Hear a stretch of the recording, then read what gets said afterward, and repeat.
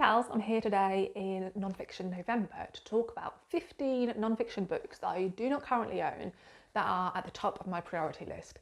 Now, in a couple of recent videos, I have mentioned some nonfiction books I would like to prioritise, and so I'm not going to talk about those again today because that would just be me repeating myself and it's kind of boring. But I will link that video above. That's the end of the year book tag in which I spoke about 3 nonfiction books I want to try and prioritise and definitely read before the end of this year. But I thought, seeing as it's Nonfiction November hosted by the brilliant Olive, I'll link Olive's video down below detailing it, but I'm sure lots of people know about Nonfiction November now. It would be fun to focus a bit more on nonfiction, whilst I am categorically not going to be able to read all 15 of these in 1 month, let alone by the end of the year. These are out of the kind of several hundred nonfiction books I have on my list to pick up. These are the ones I'm most interested in prioritising currently. So these are the ones that probably in the coming months you will see me talk about. So I tried to kind of sort the 15, and I thought I'd start with the most kind of thematic, kind of knowledge-based nonfiction books, and then as we go get more into the personal, so we'll kind of end with the memoirs and things like that. But there's quite a broad range here in terms of kind of informative versus personal, and sometimes a combination. And I think that range kind of shows the different types of nonfiction books I like to read and represents my tastes as a nonfiction reader. So starting with the kind of hardcore information-driven ones, we have Inside Knowledge: Incarcerated People on the Failings of the American Prison by Doran Larson. Now, I've read quite a few books that touch on the prison system in the US and the criminal justice system in the US, and it's definitely something I'd like to be more aware of within my own country's politics as well, and that is something I've read a little bit about. But there's definitely a lot more books published on this topic that focus on the US because, of course, for a country as wealthy as it is, it has like a just completely horrendous criminal justice system that is more rightly called a criminal injustice system. But what I was particularly interested about in terms of this book, because there is quite a lot of books that focus on this topic, rightly so, is that this book is the first book to examine the American prison system through the eyes of those who are trapped within it. It draws from personal writings from people who are in prison or have been in prison that are collected in the American Prison Writing Archive. So Doran Larson uses those kind of personal narratives, they're included in the text, and then as well as that she writes her own kind of thesis on the American prison system.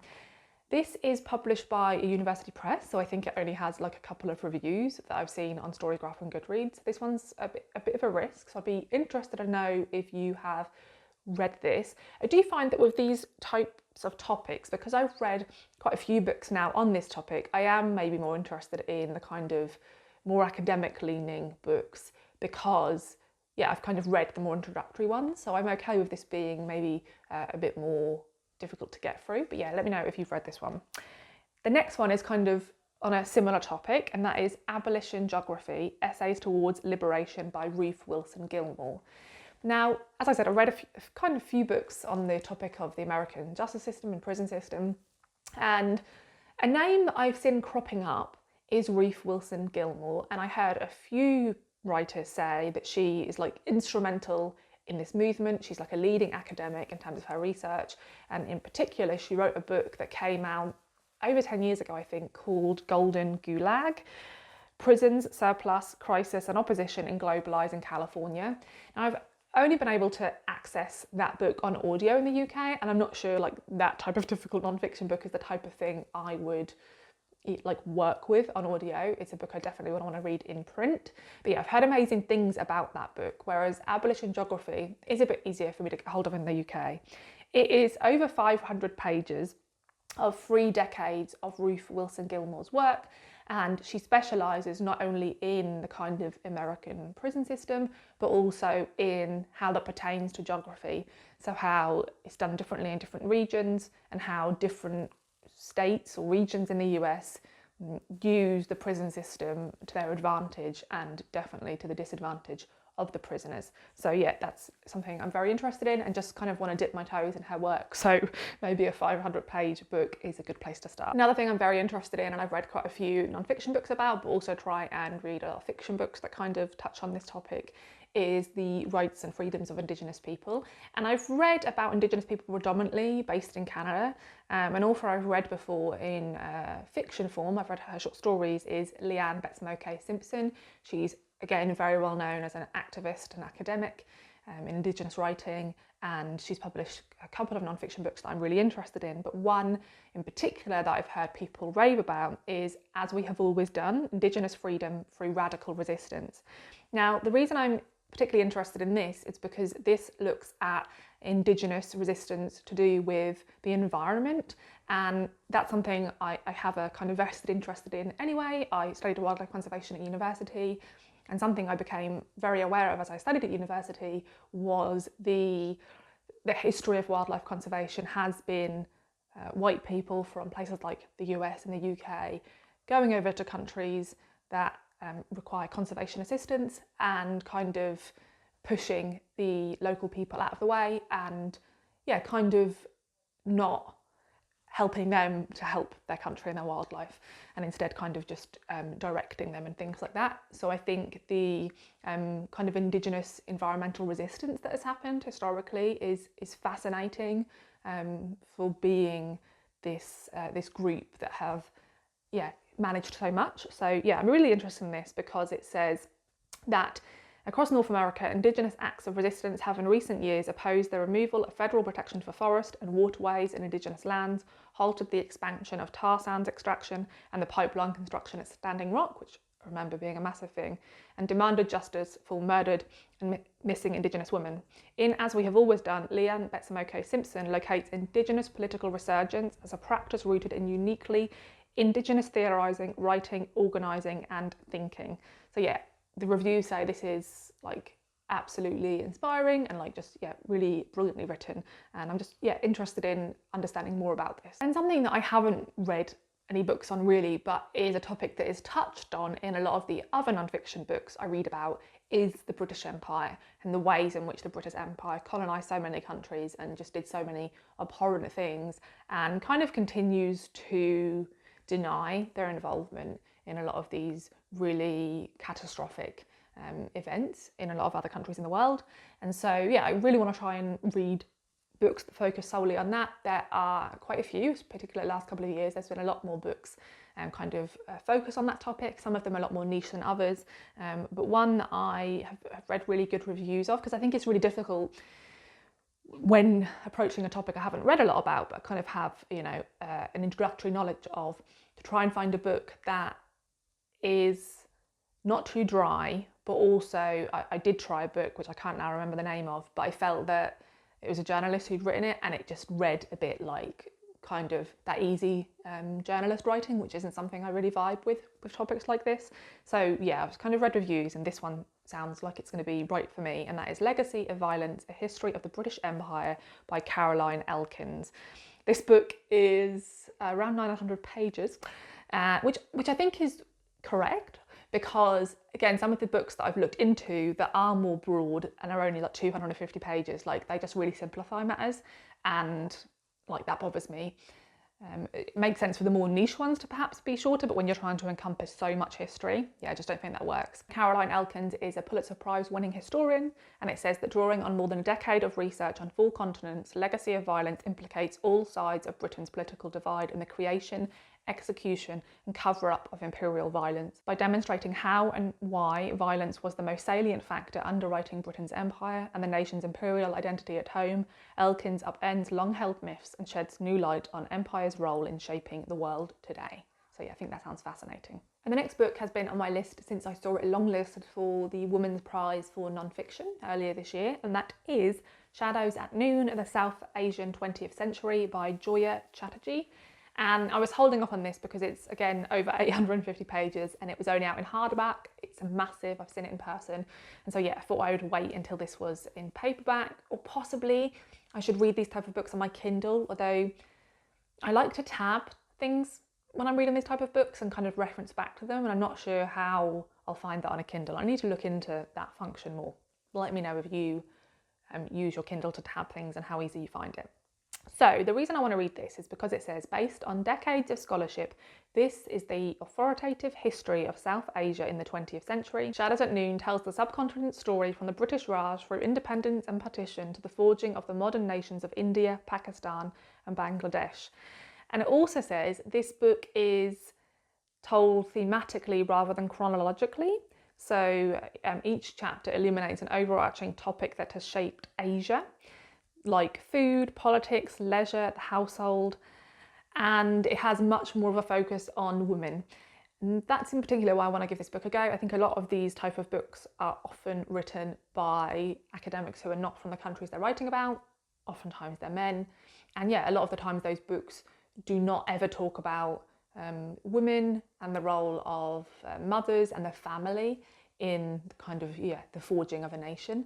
And so I'm really interested on a book that centres all those things and is told by a woman from the area she's writing about. So yeah, heard really great things about this one. Then last of like the hardcore non-fiction, and hopefully the last chunker, this one's just over 600 pages, is The Haunted Wood, A History of Childhood Reading by Sam Leith. So I stumbled across this one the other day online when I was browsing through, I think some children's books that were published back in the 80s. I was looking through, and then this came up, and I thought, oh, I like the title of that. So I had a look, and it says, do you remember the first time you fell in love with a book? The stories we read as children extend far beyond our childhoods. They are a window into our deepest hopes, joys, and anxieties. In a pioneering history of children's literature from the ancient world to the present day, Sam Leith reveals the magic of our most cherished stories and the ways in which they have shaped and consoled entire generations.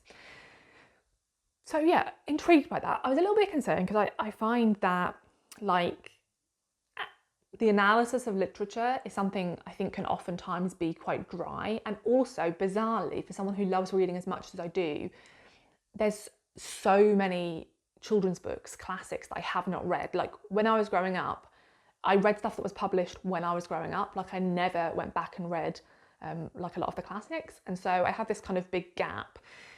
So I tried the Kindle sample of this one just to check, how dry it would be.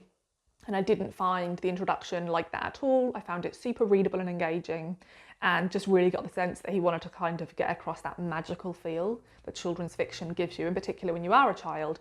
And I saw the contents page and how he'd kind of themed it, and realised that actually, I have read quite a lot of the books he's mentioned, and a lot of the others I would like to read. So yeah, I'm really interested in this one.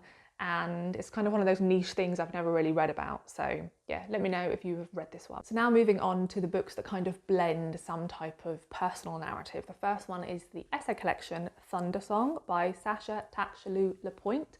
I hope I've pronounced that author's name correctly. I have checked.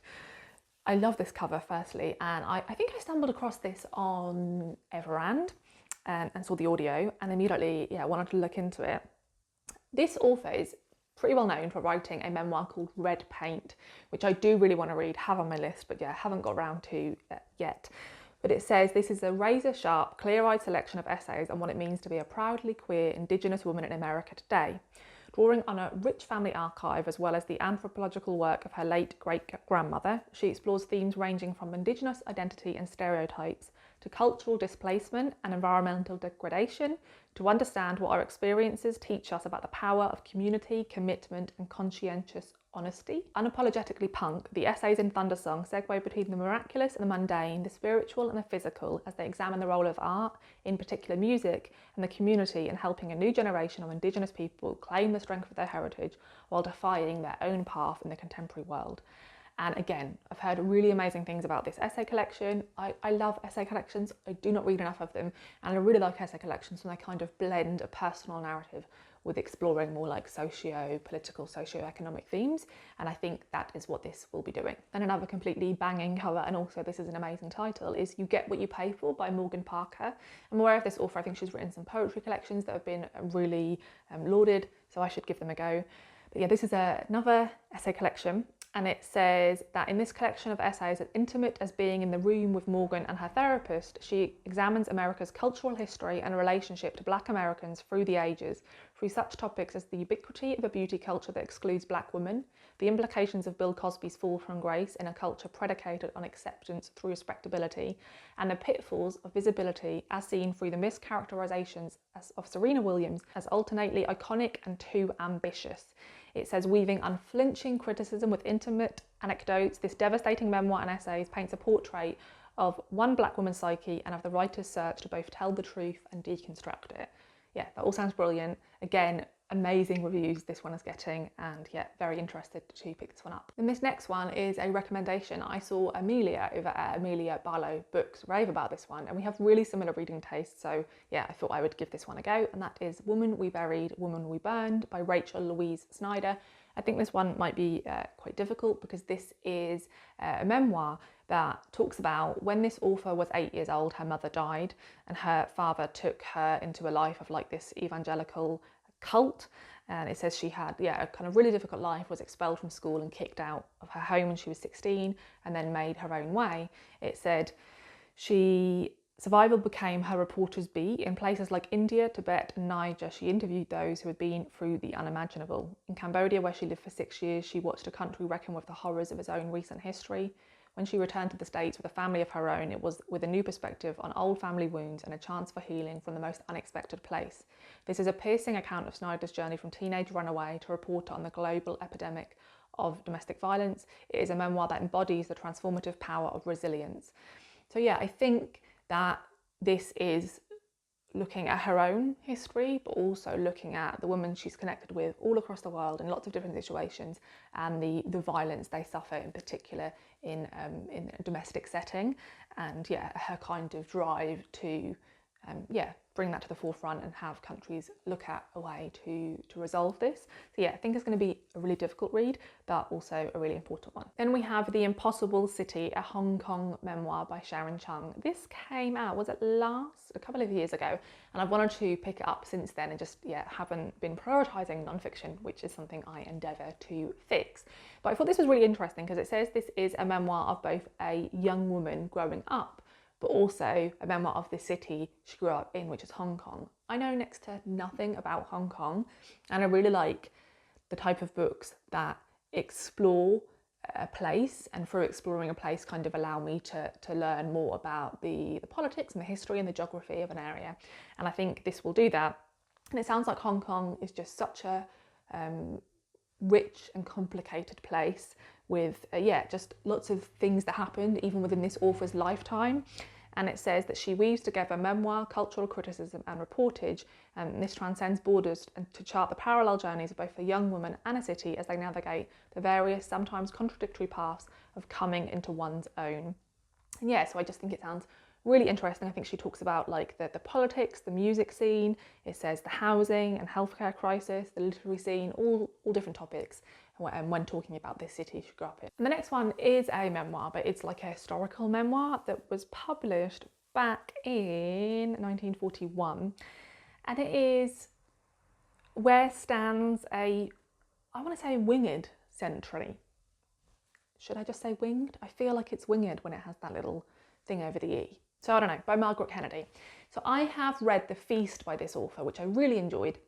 And I stumbled across this book one day, to be honest, was just completely drawn in by that beautiful cover.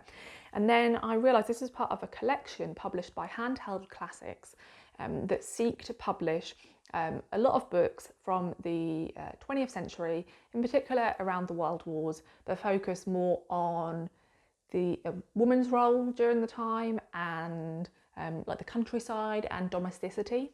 I'm bang into all that stuff. So they publish a lot of fiction, but they also have some non-fiction. And I just thought this sounded like a really interesting memoir. I already know I like this author's writing style. It says that this is the author's account taken from her war diaries. It conveys the tension, frustration and bewilderment of the progression of the war and the terror of knowing that the worst is to come, but not yet knowing what the worst will be. It says it provides the positive, more hopeful side of her experience, in which she and her children moved from Surrey to Cornwall to sit out the war amidst a quietly efficient home guard and the most scandalous rumours. So yeah, I think it has a bit of both. I think it has some time where she stays in London and then some time where she evacuates with her children. And yeah, I'm just really interested in this time period. I read a fair amount of fiction about it, but I've never read any non-fiction about it other than like at school. So I'm very interested in this one. And these last few books are all memoirs, much more sort of personal narratives. The first one being From Harvey River, a memoir of my mother and her island by Lorna Goodison. Yeah, I've just heard really amazing things about this one. It's been on my list for quite a few years to pick up and I still haven't. It says that the author's family made their home in the Jamaican village to which her great-grandfather gave his name, Harvey River. Her mother Doris was a big-hearted lover of big stories and raised Lorna on tales of their families and Jamaica's history. Gorgeously written with unashamed joy, From Harvey River weaves together memories with island folklore to create a vivid and irrepressible story of mothers and daughters, family and the ties that bind us to home. I really like memoirs that focus on like a coming of age and the relationship between mothers and daughters, and also write about a place I know very little about. Then we have The Country of the Blind, a memoir at the End of Sight by Andrew Leland. This sounds really interesting. It says that we meet Andrew Leland as he's suspended in the liminal state of the soon-to-be blind. He's midway through his life with retinitis pigmentosa, a condition that ushers those who live with it from sightedness to blindness over years, even decades. So like quite soon in his life, he will just completely lose his vision. So he decides to try and find out more about what that will be like for him. And it says that he embarks on a sweeping exploration of the state of being that awaits him, not only the physical experience of blindness, but also its language, politics and customs. He negotiates his changing relationship with his wife and son, and with his own self as he moves from his mainstream typical life to one with a disability. Part memoir, part historical and cultural investigation, which is the sort of thing I love. This represents his determination not to merely survive this transition, but to grow from it. It says it's thought-provoking and brimming with warmth and humour. This is a deeply personal and intellectually exhilarating tour of a way of being that most of us have never paused to consider and from which we have much to learn. So again, I just think that sounds really interesting, and it has really good reviews as well. Then a new release that came out this year, and I stumbled across this, saw the beautiful cover and was like, that looks amazing. And as soon as I read the blurb, I was like, sounds amazing too. And that is The Lucky Ones by Zara Chowdhury. The descriptions of this are absolutely beautiful. It says, The Lucky Ones traces the past of a multi-generational Muslim family to India's brave but bloody origins, a segregated city's ancient past, and the lingering hurt causing bloodshed on the streets. Symphonic interludes offer glimpses into the precious, ordinary lives of Muslims, all locked together in a crumbling apartment building in the city's old quarters, and their ability to forgive, find laughter, to offer grace even as the world outside and their place in it falls apart. It is an ode to the rebellion of a young woman who insists she will belong to her land, family, and faith on its own terms. So yeah, coming of age story with all the themes I'm interested in, and I just think this one sounds beautiful as well. And then lastly, we have Show Me Where It Hurts, Living with Invisible Illness by Kylie Maslin. So I actually picked this one up a couple of years ago on my Kindle and still haven't read it because I'm rubbish at picking things up on my Kindle, but I would like to read this one because, yeah, I think I will connect to a lot of the stuff in this book, because it says this author has been living with invisible illness for 20 years and its impact is felt in every aspect of her life. It says, through pop music, art, literature, TV, film and online culture, Maslin explores the lived experience of invisible illness with sensitivity and wit, drawing back the veil on a reality many refuse to recognise. It is a powerful collection of essays that speak to those who have encountered the brush from doctors, faced endless tests and treatments and endured chronic pain and suffering, but it is also a bridge reaching out to partners, families, friends, colleagues, doctors, all those who want to understand what life looks like when you cannot simply show others where it hurts. So yeah, I think that sounds really interesting. Again, the reviews sound like this one is amazing. And yeah, a few years ago I was diagnosed with functional neurological disorder, which in my case is an invisible illness. And it's just a really odd thing to navigate, to the point where you kind of even doubt your own sanity and the way you feel about it. So I think I'd really kind of benefit from reading books from people with similar experiences, and it's something I should have done sooner. I think initially a little bit fearful and don't want to sit in that space too much, but I think I feel ready to now, and this sounds like one that will kind of work for me. It sounds really good. So those are the 15 books that are the top of my priority list. I would love to know if you have read any of these books, and if so, what you thought of them. I would also love to know if you have any recommendations for books on the topics I mentioned, And of course, I would love to know your top priority non-fiction books in the comments down below. Thanks for watching, and I'll see you in the next video. Bye.